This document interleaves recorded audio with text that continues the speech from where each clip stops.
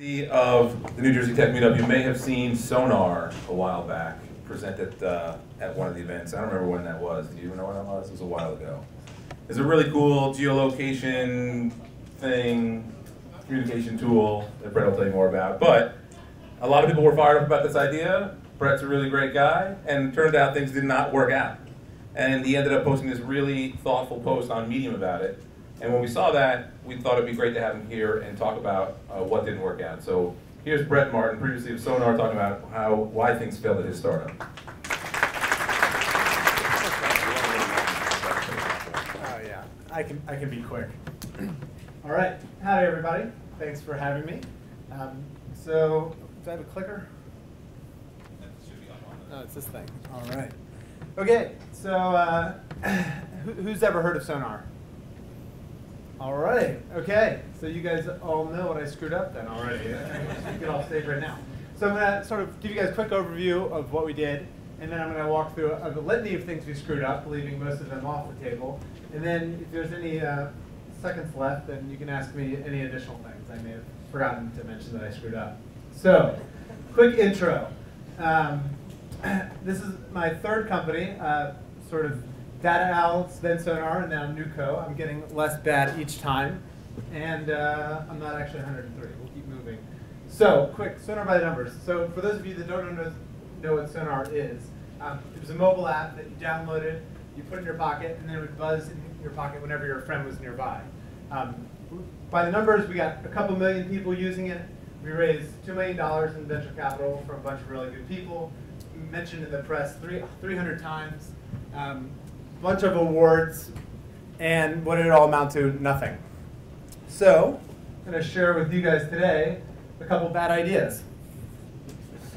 Starting right here. Okay, so listening to your users. Everyone knows that's obviously a super important thing. So, what happens when you hear false positives, i.e. things that you think are positive that aren't? So, when we launched with Foursquare, Facebook, Twitter integration, right? It's pretty a lot for a first-time startup. Everyone was clamoring for LinkedIn because they've come to conferences like this and they want to connect more with people around them. So we rushed to integrate LinkedIn. What was the net effect? Absolutely nothing. Why? Because most of the people that were talking about wanting LinkedIn weren't actually users. So what's the lesson from that? Just whenever someone tells you, I would love to use your product if it only had X feature, take it with a grain of salt. If you're an enterprise business, you should focus on asking people to fork over money. That's when you know they're serious. And if you're a consumer business that's building something free, you should focus on what the data says, not what people say they want, but what they actually do. Second lesson learned, false negatives. So at the same time, we had tons of users that were saying one of our most requested features was a map. So when people use Sonar to check in at a place, they wanted to check in to have a nice map, like Foursquare. So of course, what did we do? Being the brilliant, visionary entrepreneurs that we were, we completely ignored our users and said, they don't really want a map. They want these additional ambient social networking features. What was the net result? Nothing. People stopped checking in on our service because they didn't like the thing that we were posting. We posted this little @Sonar. We had tons of requests, and Facebook started hiding our feed because no one was clicking on it. At the end of the day, people just stopped checking in altogether. So be careful when you ignore what your users ask you for. So third thing, if you're building a social network, one of the big questions everyone talks about is whether or not you should focus on growth or whether or not you should focus on engagement. Is anyone building a social network in the room? Building an app, something that requires users? David? All right. So lots of smart people, they told us, oh, you should focus on engagement. Engagement metrics are what really matter. We spent a lot of time focusing on that. We improved our engagement. We had 40% retention after 6 months, which is pretty high. What was the net result?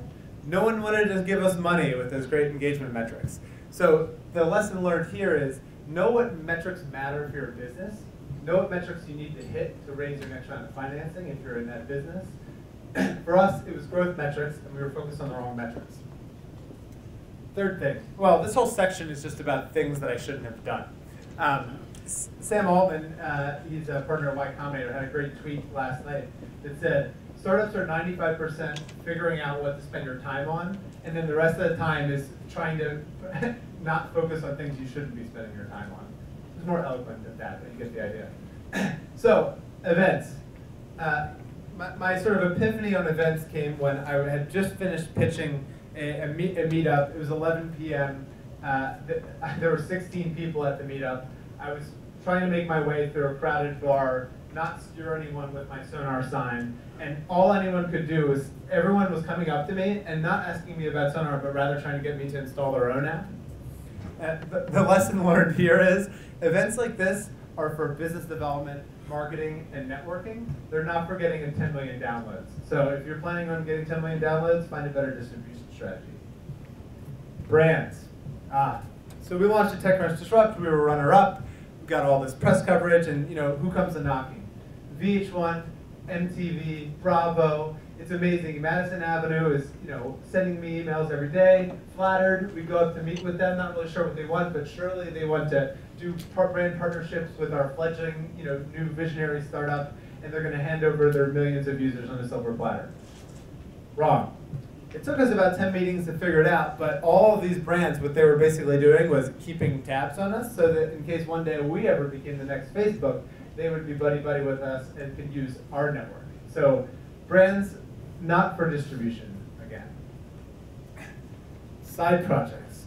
So also, about 6 months after we launched, we had this amazing opportunity to work with Wired Magazine. Being a geek growing up, this was like, something I had always dreamed of. We're going to do this special project for their pop-up store in Times Square, where anyone walking in with sonar, we would analyze all their social media data, and then we would identify and make a personalized product recommendation about the cool, the best product in the store for them based on their social media data. Amazing, right? I asked the tech team, this is only going to take like a week, right? We can bang this out this weekend. 6 weeks later, we hadn't gotten any of our features out that we wanted to get for Q4. We had gotten the Wired thing, and the net result, again, was no users. So the main thing here is identify your top 3 priorities and cross off 2 or 3. Because if you're a startup, you basically got one bullet in the chamber. Use it wisely. Competition. This one was fun. So Sonar launched in May 2011. We had been steadily growing our user base throughout the year, and then right before South by 2012, a bunch of the sort of Silicon Valley mafia had invested in a competitor of ours called Highlight. So being South by the place where the next big thing gets discovered, they immediately started pumping the press with stories about how Highlight was going to dominate South by, right? And at this point, my stomach is rotting. I'd go into the office every day and put on a brave face for the team, but inside I was thinking to myself, like, fuck, we totally missed this opportunity, right? Well, does anyone know what happened to Highlight? Who's using Highlight today? Yeah, exactly. So nothing came of Highlight, but we wasted so much time and energy and just mental cycles thinking about our competitors, right? That we should have been just focusing on figuring out what the hell Sonar was going to do for our users. In my article, I say that the only way that a startup can kill another startup is by getting in your head and driving you off a cliff. So, selling the company. So, shortly after South by Southwest 2012 and the ill-fated launch of Highlight, now don't get me wrong, I actually think they had a great view on product, but battery wasn't basically ready. The iPhone's battery wasn't ready to be running constantly in the background. So our space completely froze off. It was like a nuclear winter. We went from being the darlings of the tech industry to the butt of most tech jokes. And some of our investors basically got cold feet. They didn't, we weren't fully committed to the vision in the first place. So at this point, people, we weren't getting the same inbound calls, and they said, okay, it's time to sell. It's time to sell. So they had this idea that we're going to just walk in and sell for a couple dozen $1 million to Living Social. So at this point, with our cash balance dwindling, instead of doing the rational thing, which would have been to find some people new jobs, refocus, and start focusing on making money and extending our runway, we do the exact opposite. Instead, we actually start piling on team members, increasing our Amazon Web Services bill to the tune of $60,000 a month, and basically wrapping ourselves up for an acquisition. Well, Does anyone know what happens when you're desperately trying to sell something? Yes, it doesn't get sold. We spent 9 months trying to sell into a company that itself was folding, at the end of which Living Social's market cap went from 6 billion to 110 million. So needless to say, they weren't really interested in giving away 10% of their company for our little app, and things went completely to shit. So if you have this fancy idea of one day selling your startup, you should probably focus on building something useful instead of spending all your time selling it. All right, so this is the final section. Basically people, and you guys have heard this all, people are the most important thing. I only hire the best people out there, so I won't belabor those points, they're all true. The first one's misalignment. Sonar came out of an incubator, which totally helped us get off the ground, and without it, Sonar wouldn't even have happened. But unfortunately, the way that sort of our capital structure was set up, management and investors weren't always aligned. And so this reared its head on both the most mundane sort of day-to-day questions about what should go into a contract for someone we were trying to hire, to the existential ones, such as when it was time to sell the company. And so I spent a lot of time sort of wailing against this structure between me and my investors, when in fact I should have just either accepted it, these are the terms that I signed, the contract that I entered into, or I should have walked away. So you should really try to avoid bad partnerships whenever possible. Be super careful about who you sign up to be your co-founder or who you sign up to give away part of your equity to. But either make it work or get out of the way. Things turn sour. So be practical. So everyone talks about only hire A players, only hire the best people, and I completely agree. But at the same time, who's a first-time founder in the room right now? All right, a lot of you.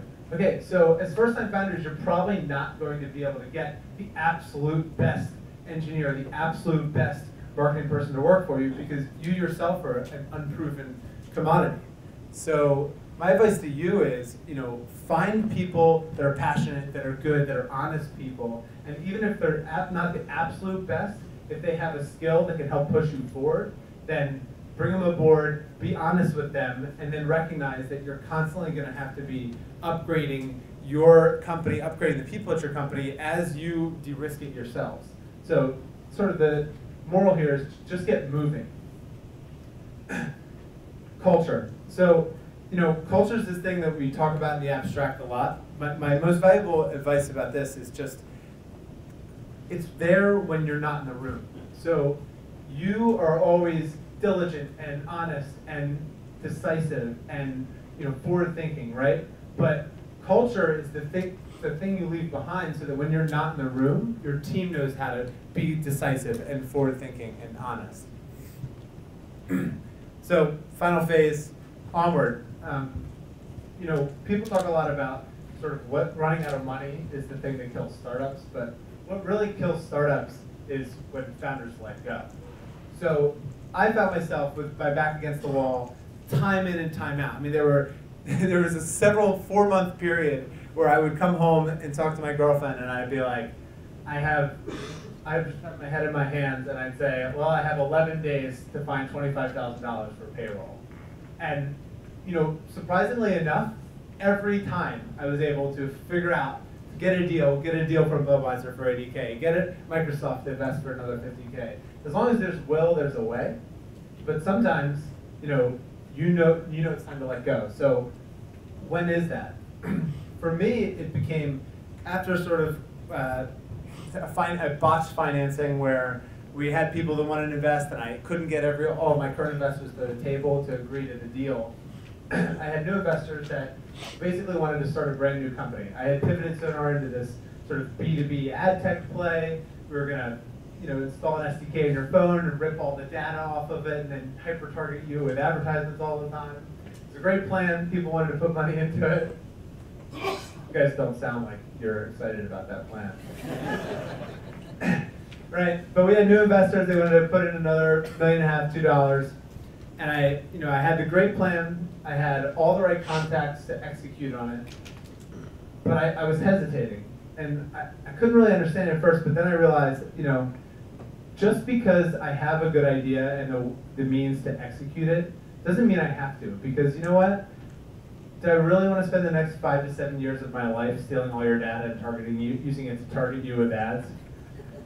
No, life is short, right? So choose wisely. And I think, they talk about product market fit. I think, founder market fit is just important. Is this something that you are truly, truly passionate about? Because when everything goes to shit, and it inevitably will, it's only really caring about, the end, the dream, the vision that you have that's going to get you through those tough times. So, in 2013, I take a New Year's trip every year with my friends, and we make resolutions. In 2013, this was a couple months before Sonar really blew up. I had set my sort of goal was persistence. I basically was saying, I've made it this far. I've been self-funding this thing for the past couple of months. All of my investors have given up on me. I'm just going to keep fucking going until I make it, right? And I basically had gotten to the next step. I had gotten people that were willing to reboot the company, and then it blew up anyway. And so I was like, wait, I don't know, do I keep going? And what I actually realized, what I learned was, the lesson I learned in 2013 was it's not merely persistence, but resilience. And for me, what I learned this past year was basically, things could go completely belly up. I could basically lose all my personal savings, and it hasn't stopped me. It hasn't sort of quenched my thirst to get back in there and work on something new again. So, persistence is important, but sometimes you got to know when to concede the battle to win the war. And maybe what's even more important is just resilience, being able to take a hit and keep on going. So that's the end of my soliloquy. Thank you so much for listening, and I wish you all the best luck with your ventures. Take care.